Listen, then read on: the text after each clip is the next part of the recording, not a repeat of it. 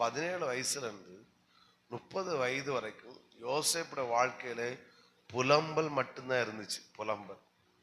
புலம்பலும் வேதனையும் கண்ணீரும். அதான் மூத்த பிள்ளை பிறந்த போது அவன் மனைவி கல்யாணம் பண்றான். ஆனாலும் அந்த வலி காயம் யோசேப்பை விட்டு மாறல.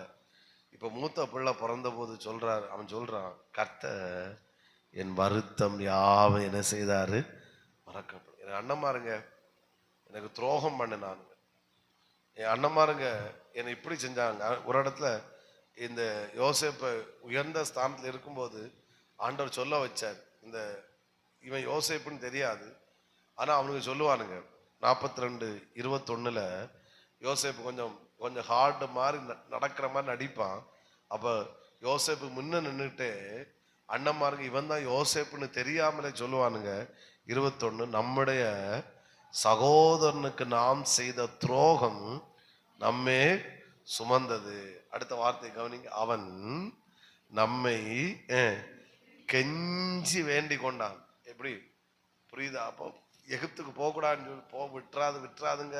உங்களுக்கு 20 இல்லை 100 வெள்ளி காசு வேணும் அப்பாட்ட நான் வாங்கி என்ன செய்யறேன் தர்றேன் விட்டுறான் கெஞ்சிருப்பான். அவன் சொல்றானுங்க, அவன் நம்மை கெஞ்சி வேண்டி கொண்ட போது அவனுடைய மன வியாகுலத்தை நாம் கண்டும் அவனுக்கு செவி கொடாமற் போனோமே. ஆகையால் இந்த ஆபத்து நமக்கு நேரிட்டது என்று சொல்லி ஒருவரை ஒருவர் பார்த்து சொல்லி கொண்டார்கள். 22ஆம் வசனம் ரூபன் சொல்றான். ரூபன் அவர்களை பார்த்து 17 வயசுல ஒரு 13 வருஷத்துக்கு முன்னாடி நடந்ததை இப்ப யோசேப்பை வச்சு ஆண்டவர் அவனுக்கு முன்னாடி வச்சு இவனுங்களை பேச வைக்கிறான். அவனுக்கு என்ன நினைக்கிறானுங்கன்னா, நம்ம இது அந்நிய தேசம், இவனுக்கு அது புரியாதுன்றனால இவனுக்கு லாங்குவேஜ்ல என்ன செய்யறானுங்க பேசுறானுங்க. இவனுங்க யோசேப்பை நினைக்கிற ஒரு எகிப்து தேசத்தான் அப்படின்னு சொல்லி அப்படின்ற நம்ம பேசுறது யோசேப்பு என்ன செய்யாது புரியாது.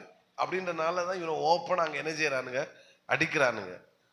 ரூபன் சொல்றான், இளைஞனுக்கு விரோதமாய் பாவம் செய்தேன் என்று நான் உங்களுக்கு சொல்லவில்லையா? நீங்க கேளாமற் போனீர்கள். இப்பொழுது இதோ அவன் இரத்தப்பழி நம்மிடத்தில் வாங்கப்பட்ட